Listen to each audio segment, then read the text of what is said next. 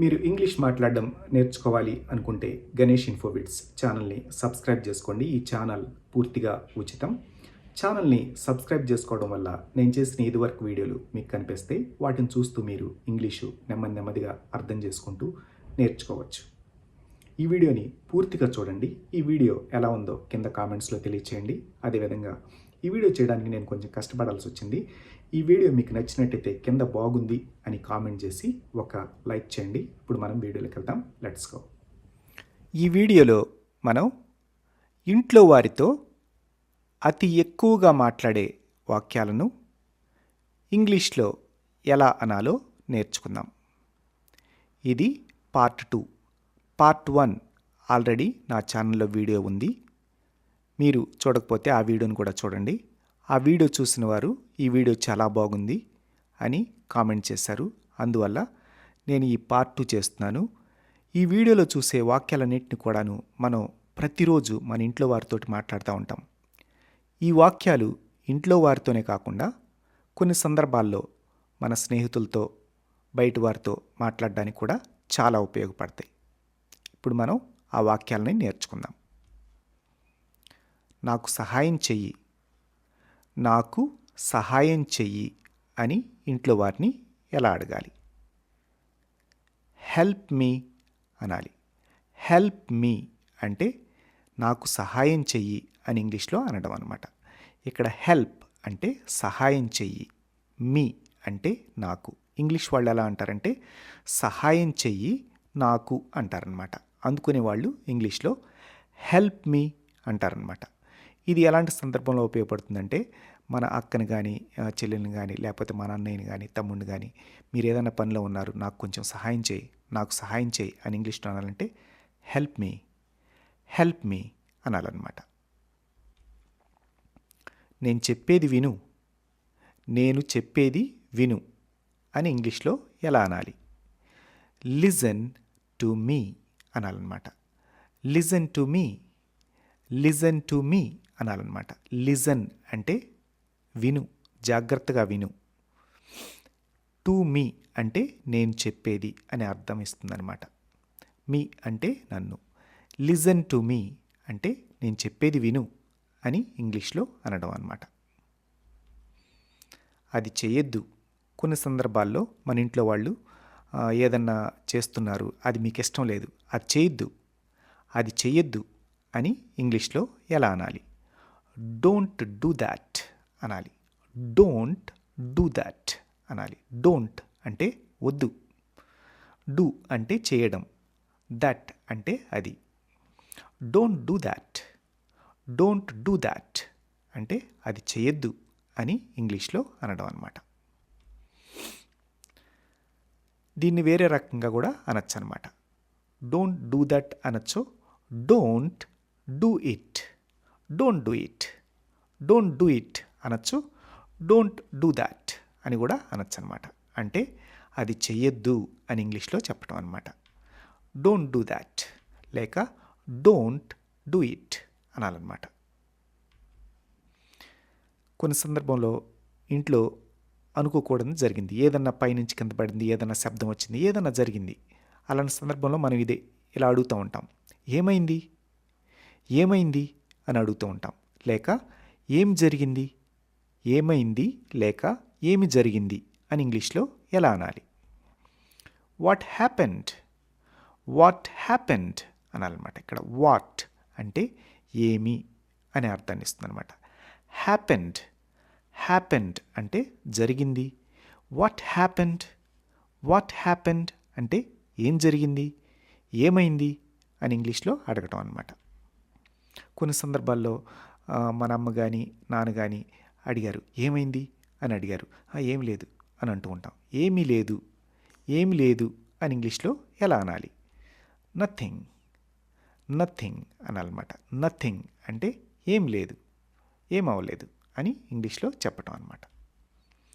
కొన్ని సందర్భాల్లో ఏదైనా అయింది, ఎవరన్నా గ్లాస్ పగలగొట్టారు, లేకపోతే ఏదైనా చెడగొట్టారు, ఎవరు చేశారు అని ఇంగ్లీష్లో ఎలా అడగాలి?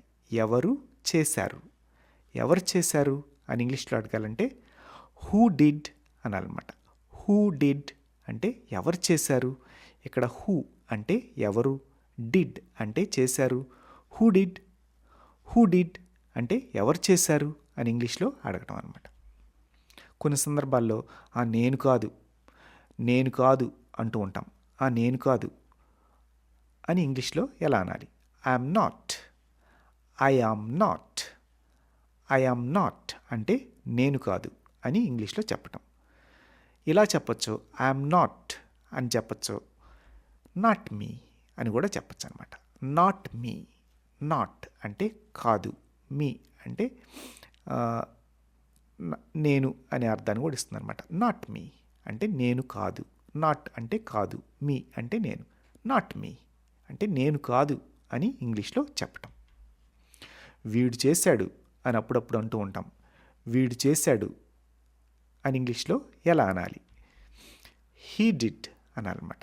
హీ అంటే అతను లేక వీడు అనే అర్థాన్ని ఇస్తుంది అనమాట. డిడ్ అంటే చేశాడు.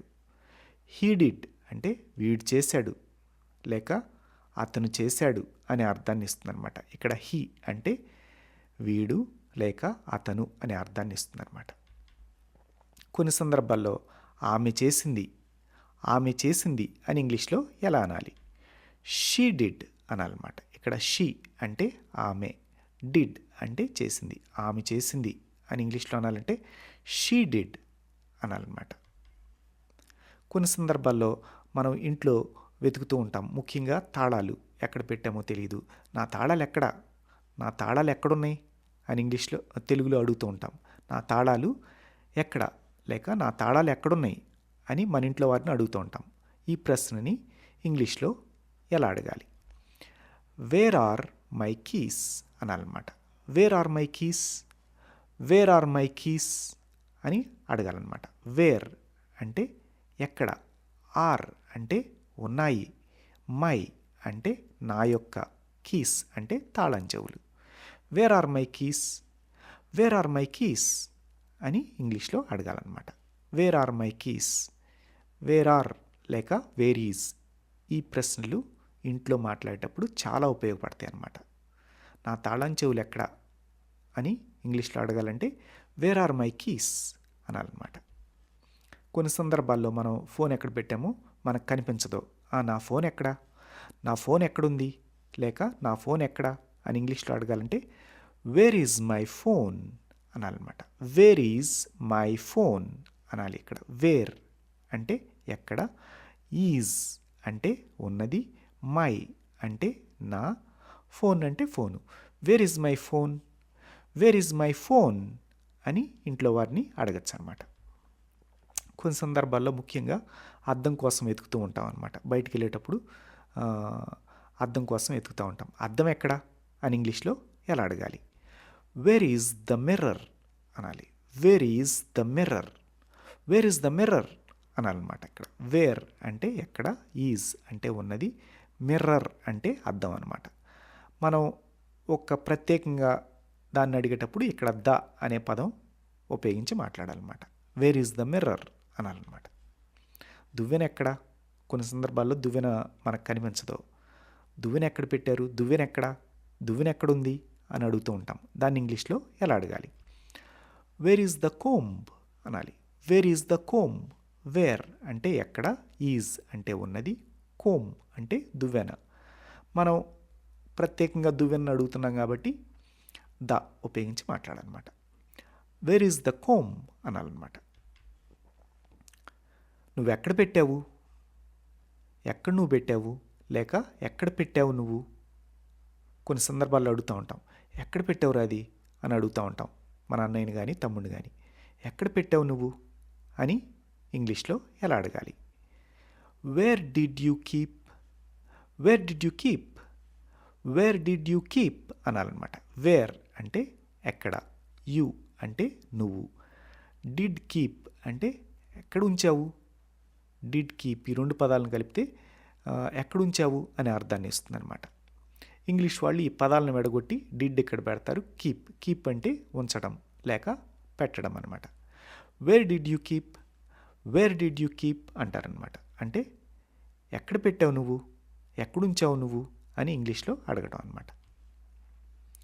కొన్ని సందర్భంలో ఇంట్లో వాళ్ళతోటి మనం ఉదయాన్నే లెగిసినప్పుడు కానీ ఆకలి అవుతున్నప్పుడు టిఫిన్ ఏంటి అమ్మని అడుగుతూ ఉంటాం.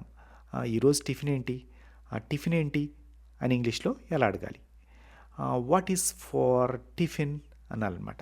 What is for tiffin, what is for tiffin అంటే ఈరోజు టిఫిన్ ఏంటి అని అడగటం అనమాట. వాట్ ఈస్ ఫర్ ఈ వాక్య రూపం చాలా ఉపయోగపడుతుంది అనమాట. వాట్ అంటే ఏమిటి, is for, what is for అంటే ఏంటి అని, టిఫిన్కి ఏంటి, టిఫిన్కి ఏం చేసావు అలాంటి అర్థాలను ఇస్తుంది అనమాట. వాట్ ఈజ్ ఫర్ టిఫిన్ అనాలన్నమాట. టిఫిన్ అని మనం ఇండియాలో అంటూ ఉంటాం, కానీ అమెరికాలో టిఫిన్ ఈ పదాన్ని అసలు ఉపయోగించరనమాట. ఉదయం పూట తినేదాన్ని మనం టిఫిన్ అంటాం కదా, వాళ్ళు ఏమంటారంటే బ్రేక్ఫాస్ట్ అంటారనమాట. అమెరికాలో ఈరోజు ఉదయం పూట టిఫిన్ ఏంటి అని అడగాలంటే వాళ్ళు ఎట్లా అడుగుతారంటే వాట్ ఈస్ ఫర్ బ్రేక్ఫాస్ట్ అంటారనమాట. What is for breakfast, what is for breakfast అంటే ఈరోజు ఉదయానికి టిఫిన్ ఏంటి అని ఇంగ్లీష్లో అడగటం అనమాట. మనం ఇండియాలో అయితే టిఫిన్ అనే పదాన్ని ఉపయోగిస్తాం ఎక్కువగా మన ఆంధ్రప్రదేశ్లో, కానీ ఇంగ్లీష్ మాట్లాడే దేశాల్లో బ్రేక్ఫాస్ట్ అనేది ఈ పదాన్ని ఖచ్చితంగా ఉపయోగిస్తాం అనమాట. What's for breakfast, what's for breakfast అనాలి. కొన్ని సందర్భాల్లో ఈరోజు మధ్యాహ్నానికి భోజనం ఏంటి, ఏం వండావు, మధ్యాహ్నానికి భోజనం ఏంటి అని ఇంగ్లీష్లో ఎలా అడగాలి? మధ్యాహ్న భోజనాన్ని ఇంగ్లీష్లో లంచ్ అంటారు. What is for lunch, what is for lunch అనాలన్నమాట. వాట్ ఈస్ ఫర్ లంచ్ అంటే ఈరోజు లంచ్కి ఏం వండావు, ఏంటి ఈరోజు లంచ్కి, ఈరోజు మధ్యాహ్న భోజనానికి ఏంటి అని ఇంగ్లీష్లో అడగటం అనమాట. What's for lunch, what is for lunch, lunch అంటే మధ్యాహ్న భోజనం అనమాట. కొన్ని సందర్భాల్లో రాత్రికి భోజనం ఏంటి, రాత్రికి భోజనం ఏంటి అని అడుగుతూ ఉంటాం. ఈరోజు రాత్రికి ఏం భోజనం అని మన అమ్మని అడుగుతూ ఉంటాం. అలాంటి సందర్భంలో ఈ ప్రశ్నని ఇంగ్లీష్లో అడగాలంటే వాట్ ఈజ్ ఫర్ డిన్నర్ అనాలన్నమాట. What is for dinner. చూడండి, ఈ వాట్ ఈజ్ ఫర్ అనేది అడగటానికి చాలా ఉపయోగపడుతుంది అనమాట. What is for dinner, dinner అంటే రాత్రి చేసే భోజనాన్ని ఇంగ్లీష్ వాళ్ళు డిన్నర్ అంటారనమాట. కొన్ని సందర్భాల్లో అమ్మ చెప్తూ ఉంటుంది తిండి రెడీ అయింది, తిండి రెడీ అయింది అని ఇంగ్లీష్లో ఎలా అనాలి? తిండి రెడీ అయింది అనాలంటే ఫుడ్ ఈజ్ రెడీ అనాలన్నమాట. Food is ready, food is ready. ఇక్కడ ఫుడ్ అంటే తిండి లేక ఆహారము అనే అర్థాన్ని ఇస్తుంది అనమాట. ఈజ్ రెడీ, రెడీ అంటే రెడీగా, ఈజ్ అంటే ఉంది, ఫుడ్ ఈజ్ రెడీ అనాలన్నమాట. అంటే ఆహారం రెడీగా ఉంది, తిండి రెడీగా ఉంది. మనం మాట్లాడేటప్పుడు తిండి అంటాం. స్వచ్ఛంగా మాట్లాడాలంటే ఫుడ్ అంటే ఆహారం అనమాట. తిందాం పదండి, తిందాం పదండి అని ఇంగ్లీష్లో ఎలా అనాలి? తిందాం పదండి అనాలంటే లెటస్ ఈట్ అనాలన్నమాట. లెటస్ ఈట్, లెటస్ ఈట్ అంటే తిందాం పదండి. వాళ్ళు ఇంగ్లీష్ వాళ్ళు మాట్లాడేటప్పుడు లెటస్ని కలిపి లెట్స్ ఈట్ అంటారనమాట. లెట్ అస్ కలిపి లెట్స్, లెట్స్ అని మాట్లాడతాం. లెట్స్ ఈట్ అంటారనమాట. మనం ప్రత్యేకంగా పదాలు విడివిడిగా నేర్చుకోవాలంటే లెటస్ ఈట్ అని కూడా అనొచ్చు అనమాట. ఇట్లా విడివిడిగా విడమర్చి మాట్లాడడం అనమాట. ఇలా మాట్లాడడం కూడా తప్పు లేదనమాట. ఇది క్లియర్గా మాట్లాడడం. వాళ్ళు మాట్లాడి ఈ రెండు పదాలను కలిపేసి లెట్స్ అంటారనమాట. మనం తింటూ ఉన్నప్పుడు కొన్ని సందర్భాల్లో ఇది చాలా రుచిగా ఉంది, ఇది చాలా రుచిగా ఉంది, మీరు ఏదైనా కూర తింటున్నారు, ఇది చాలా రుచిగా ఉంది అని ఇంగ్లీష్లో ఎలా చెప్పాలి? ఇట్ ఈజ్ వెరీ టేస్టీ అనాలన్నమాట. It is very tasty. It అంటే ఇది, ఈజ్ అంటే ఉన్నది, వెరీ అంటే చాలా, టేస్టీ అంటే రుచిగా అనమాట. రుచిగా అనేదాన్ని ఇంగ్లీష్లో టేస్టీ అంటారనమాట. It is very tasty, it's very tasty అనాలన్నమాట. కొన్ని సందర్భాల్లో చిన్నపిల్లలు ఇది బాగాలేదు అని అంటూ ఉంటారు. ఇది బాగాలేదు అని ఇంగ్లీష్లో అనాలంటే this is not good, this is not good అనాలన్నమాట. దిస్ అంటే ఇది, ఈజ్ అంటే ఉన్నది, నాట్ అంటే లేదు, గుడ్ అంటే బాగుగా, బాగుగా లేదు అనేదాన్ని ఇంగ్లీష్ వాళ్ళు నాట్ గుడ్ అంటారనమాట. This is not good, this is not good. ఈ వాక్యాలన్నిటి కూడాను ఇంట్లో ఎక్కువగా మాట్లాడే వాక్యాలన్నమాట. ఈ పార్ట్ 1 చూడకపోతే అది కూడా నెమ్మదిగా చూసి ఆ వాక్యాలను మీరు ఒకసారి బయటకంటూ సాధన చేయాలి. ఇవన్నీ కూడాను నేను చాలా జాగ్రత్తగా ఆలోచించి ఇంట్లో అసలు మాట్లాడే వాక్యాలేంటి, వాటిని ఇంగ్లీష్లో ఎలా మాట్లాడాలి అనే ఉద్దేశంతో ఈ వీడియోలు చాలా కష్టపడి చేశాను. ఈ వాక్యాలన్నింటినీ కూడాను మీరు 1-2 సార్లు చూస్తూ బయటకంటూ సాధన చేస్తే వచ్చేస్తాయి అన్నమాట. ఈ వీడియో ఎలా ఉందో కింద కామెంట్స్లో తెలియచేయండి. బాగుంటే నైస్, గుడ్ అని కామెంట్స్లో తెలియచేయండి. నేను మరిన్ని మంచి వీడియోలు చేయడానికి అది నాకు ప్రోత్సాహకరంగా ఉంటుంది. మళ్ళీ నెక్స్ట్ వీడియోలో కలుద్దాం. Bye for now. ఓకే అండి, నేను చేసిన వీడియోలు మీకు ఇంగ్లీష్ నేర్చుకోవడానికి ఉపయోగపడుతున్నాయో లేదో కింద నాకు కామెంట్ చేసి చెప్పండి. అదేవిధంగా వీడియోని గట్టిగా ఒక లైక్ కొట్టండి. ఛానల్ సబ్స్క్రైబ్ చేసుకొని సపోర్ట్ చేయండి. Have a nice time. Take care.